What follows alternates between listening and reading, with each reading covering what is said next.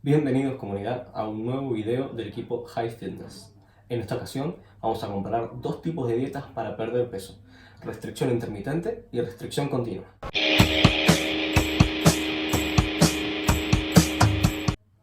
Cuando queremos perder peso corporal, sabemos que es necesario controlar nuestra alimentación. En ese sentido es muy importante lograr un déficit energético o un déficit calórico. Básicamente nos referimos a que tenemos que ingerir menos calorías de las que gastamos durante el día con nuestras actividades, con los entrenamientos, etc. Pero lo importante ahora sería preguntarnos cómo llegamos a ese déficit energético, a través de qué tipo de restricción de energía podemos llegar a ese resultado. Lo que podemos encontrarnos es que básicamente hay dos tipos de restricción: la restricción intermitente y la restricción continua, para poder lograr ese objetivo de perder peso corporal. La idea es comparar estos dos caminos para poder saber cuál es el más eficiente para lograr nuestros objetivos. Cuando hablamos de restricción continua, vemos que es la opción número uno y la más recomendada para descenso de peso y para la prevención y la disminución de los riesgos de enfermedades relacionadas con la obesidad. Es lo que más se utiliza. Básicamente, pensemos en un gráfico donde tenemos las calorías que ingerimos a lo largo de cada día. Nosotros tenemos que poder determinar cuáles son nuestras calorías de mantenimiento, cuáles son aquellas calorías que nos permitan mantener nuestro peso corporal, ni subir ni bajar de peso. Una vez que encontramos cuáles son esas calorías de balance energético, lo que hacemos es generar un déficit, ¿sí? Una falta de esas calorías, para poder ir logrando una pérdida de peso. Por ejemplo, el déficit podría ser de un 20%, por lo que esta línea nos mostraría a lo largo de cada día la cantidad de calorías que consumimos. Por otro lado, otro tipo de dieta que podría existir, como estábamos comentando, es la restricción intermitente. Básicamente lo que vamos a hacer es que va a haber días en donde consumimos la misma cantidad de energías que necesitamos para mantener nuestro peso corporal, mientras que otros días vamos a consumir una menor cantidad de calorías, lo que se llama un déficit calórico severo. Este es un déficit calórico ligero y este es un déficit calórico severo, alrededor de, por ejemplo, de un 75% de nuestras calorías de mantenimiento. Entonces, lo que podemos ver como un ejemplo sería que una restricción intermitente es: a lo largo de la semana, los primeros 2 días consumimos las mismas calorías de mantenimiento. El tercer día consumimos un déficit del 75%, o dicho de otra forma, consumimos solamente el 25% de nuestras calorías de mantenimiento. El cuarto y el quinto día consumimos nuevamente las calorías de balance energético. El sexto día volvemos a hacer un déficit severo y el séptimo día consumimos las mismas calorías para mantenimiento. Lo que podemos ver es que básicamente hay días de la misma energía y días con un déficit energético grande. Lo que, si analizamos a lo largo de la semana y buscamos lo que se conoce como déficit energético semanal, podemos ver que si tenemos 5 días con un balance energético y 2 días con un déficit del 75%, aproximadamente el déficit semanal es de un torno al 20%. Por lo que este tipo de dietas son comparables. Hacer un déficit calórico 7 días a hacer balance 5 días y un déficit del 75% durante 2 días nos da un déficit calórico semanal del 20%. Ahora, ¿por qué son interesantes este tipo de dietas? ¿O por qué la gente ahora está haciéndolas? ¿O por qué incluso se publica mucha investigación respecto de este tema de la restricción intermitente? Primero, porque hay muchos estudios en modelos animales que nos muestran que este tipo de dieta intermitente, comparado contra una restricción continua, mejora en mayor medida los niveles de glucosa, insulina, factor de crecimiento insulínico tipo 1 y adipoquinas como la leptina y la adiponectina. Respecto a esto, lo interesante es que estos estudios lo encuentran en comparaciones de intermitente y de continua con igualdad de calorías. ¿Por qué es muy importante esto cuando queremos comparar ya sea la restricción intermitente con la continua o cualquier tipo de dietas? Ya que si no están igualadas las calorías y, por ejemplo, un grupo consume menos calorías que el otro, podríamos decir que todas las diferencias que haya, o por ejemplo estas diferencias que podemos ver acá a nivel metabólico, no se deban a esta intermitencia versus esa continuidad de la restricción, sino que se deban a una mayor pérdida de peso corporal, a un mayor déficit energético, y por lo tanto ahí El no igualar las calorías vendría siendo lo que se conoce como factor de confusión. Es un factor que no tuvimos en cuenta y que ahora no podemos determinar realmente a qué se deben estos cambios, que en este caso son positivos. Además, debemos recordar de que los estudios en animales no siempre se puede extrapolar su información a los casos en humanos, ya que hay muchas diferencias metabólicas, fisiológicas, etc. Por lo tanto, cuando consultamos esta literatura sobre esta restricción intermitente en humanos, podemos ver también que se dan casos de cuando lo comparan, los niveles de insulina y la masa grasa mejoran en mayor medida en el intermitente versus el continuo. Esto se puede ver en estudios que duran entre 4 a 6 meses. Por lo tanto, hay resultados muy prósperos y muy prometedores respecto de este tipo de alimentación, de una restricción intermitente, de tener días de mantenimiento y tener días de déficit severo. Sin embargo, la literatura científica general coincide en el hecho de que es necesario que haya más estudios de este tipo, más ECAs o ensayos controlados aleatorios, en donde se pueda trabajar sobre esos factores de confusión que comentábamos antes, que nos permitan responder algunas preguntas que todavía quedan respecto de esta comparación y sobre todo sobre cómo funciona la restricción intermitente, que tiene que ver con, está bien, estas personas pueden bajar de peso, pero usualmente no es difícil bajar de peso, sino que lo difícil para la mayoría de la población es mantener esa pérdida de peso, es mantener en el tiempo ese peso que se perdió. Por lo tanto, este tipo de restricción intermitente, ¿cómo viene con el mantenimiento? ¿Las personas que pierden peso pueden mantenerlo a largo plazo, esa pérdida? Otra pregunta que viene acá también es la sostenibilidad. ¿Este tipo de restricciones intermitentes son sostenibles en el tiempo? ¿Las personas pueden seguir haciéndolas incluso fuera de estos ámbitos controlados, fuera de los estudios, en su vida cotidiana? ¿Es práctica este tipo de alimentación? ¿Las personas pueden hacerlo en su día a día? Todo este tipo de respuestas es muy importante poder contestarlas en estudios controlados aleatorios, que nos permiten eliminar factores de confusión para reducir al mínimo posible y poder entender realmente cuando los resultados vienen por esta variación de la restricción intermitente o la restricción continua.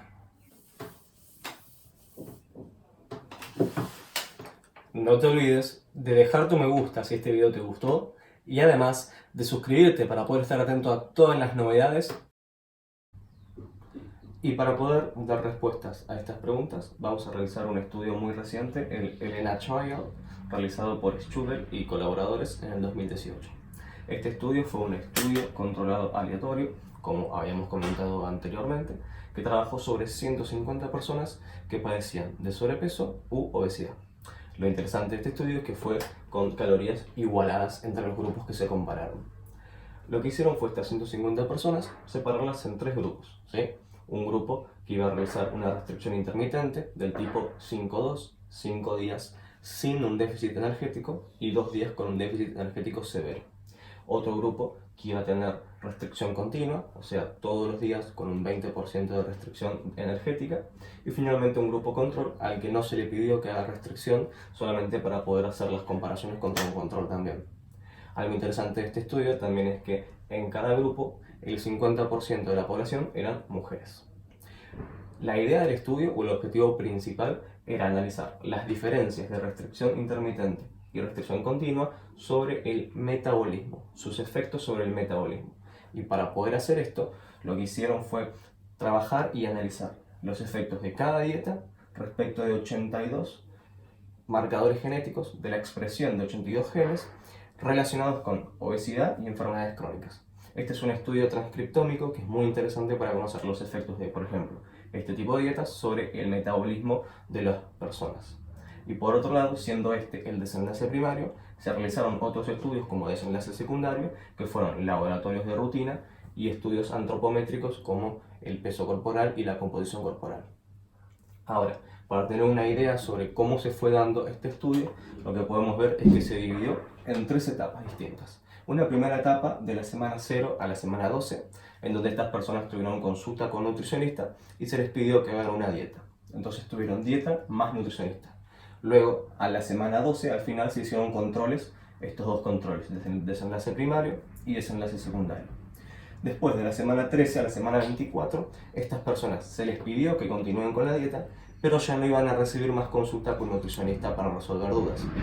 Entonces, de la semana 13 a la 24 se realizó solamente dieta sin ayuda de un nutricionista. Luego, al final de la semana 24, se realizaron controles nuevamente. Ya no se estudió el marcador genético, solamente se estudiaron los desenlaces secundarios. Y finalmente, de la semana 25 a la semana 50, no se pidió ni que hagan dieta, ni se les dio apoyo con nutricionistas. Lo único que se quería hacer era un seguimiento de cómo estas personas iban progresando respecto de lo que había sucedido antes. Y al final de la semana 50 se volvieron a analizar controles de los desenlaces secundarios, de los laboratorios de rutina y de los estudios antropométricos. Ahora podemos ver los resultados que nos arroja este estudio, en donde vemos que, primeramente, respecto al peso corporal, en los tres grupos hubo un descenso significativo del peso corporal, incluso en el grupo control, de los cuales en el grupo intermitente fue de un 7,1% y en el grupo continuo fue de un 5,2%.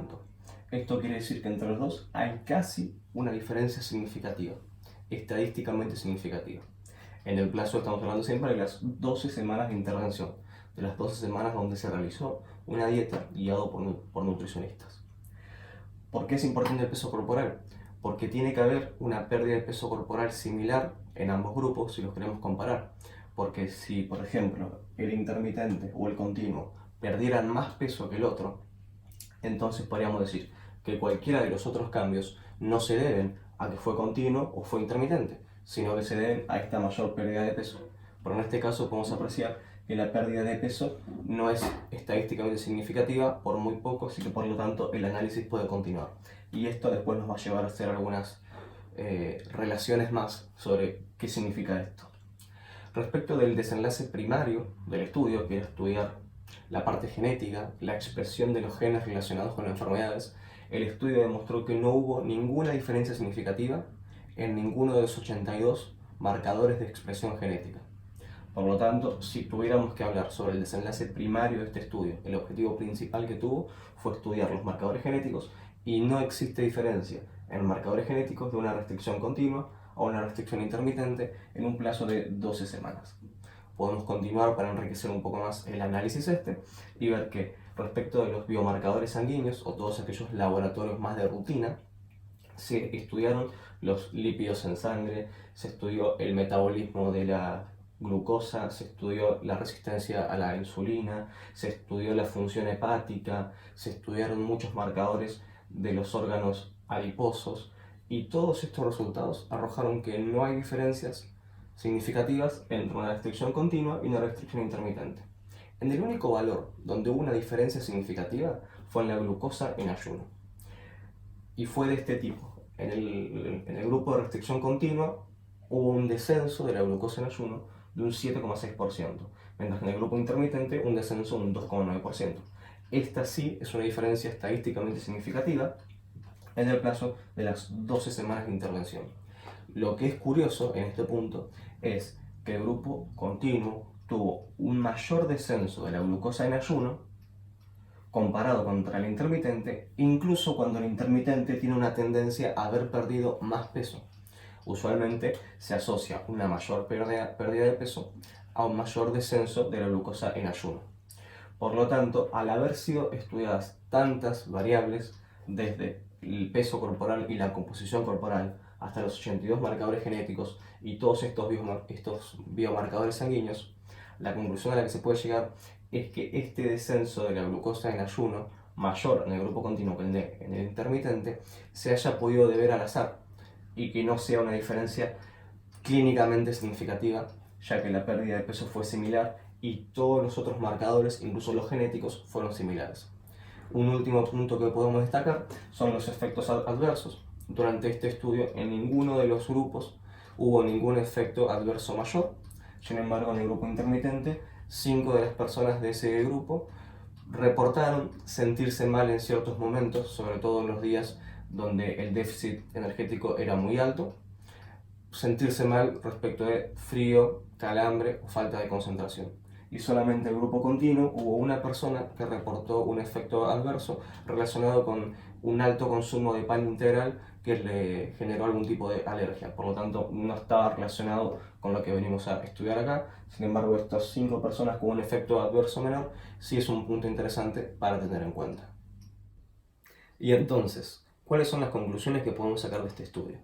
Este estudio, que fue un estudio controlado aleatorio, que duró 50 semanas y en el que participaron 150 sujetos, donde se buscó comparar la restricción intermitente y la restricción continua, no pudo encontrar ninguna diferencia significativa hablando de la expresión de genes relacionados con la obesidad y con enfermedades, hablando de cambios en el peso corporal o la composición corporal y hablando del metabolismo de los lípidos y la glucosa, que están súper relacionados con enfermedades crónicas. Entonces, lo que pudimos ver y seguir confirmando junto con otros estudios previos es que los cambios que están relacionados con la salud dependen no de si es una restricción continua, no de si es una restricción intermitente, e incluso tampoco dependen de la intervención ni del tipo de dieta, ya sea baja en carbohidratos o baja en grasas, sino que dependen del déficit energético. Los cambios en el peso corporal, en expresión de genes y en el metabolismo de lípidos y glucosa dependen del déficit energético que estemos llevando a cabo. Esta es la única forma de poder perder peso corporal e incluso mejorar los parámetros relacionados con la salud. Lo que quiere decir que podemos hacer una restricción continua de un poco de déficit calórico todos los días, una restricción intermitente donde no hagamos déficit calórico salvo 2 días donde es un déficit calórico severo, o lo que sea que nos permita a lo largo del tiempo mantener y sostener un déficit energético. Tiene que ser algo a lo que podamos tener adherencia. Esa va a ser la única clave. Independientemente del que sea continuo o intermitente, lo importante es la adherencia a un déficit energético. Como última curiosidad, compartirles que, si pudieron notar, el grupo control, al que no se le dio dieta y no se le recomendó un déficit energético, también perdió peso corporal. Y esto se debe a lo que se conoce como efecto ensayo o efecto estudio, en donde una persona solamente por participar de un estudio científico, aunque no se le pida déficit energético, suele cambiar sus hábitos de vida de cara a un déficit energético. Eso como curiosidad nada más, pero interesante para tener en cuenta dentro de lo que son el análisis de los estudios científicos. Nos gustaría que nos cuentes en los comentarios qué tipo de restricción es la que sueles realizar, cuál te queda mejor, con cuál te sientes mejor y a cuál podés adherirte durante más tiempo. Si te gusta este tipo de contenido, no te olvides de dejar tu me gusta y suscribirte al canal para estar atento a todas las novedades que estamos compartiendo. Además de seguirnos en nuestras otras redes sociales donde todos los días compartimos información de calidad. Un fuerte abrazo y nos vemos en el próximo video.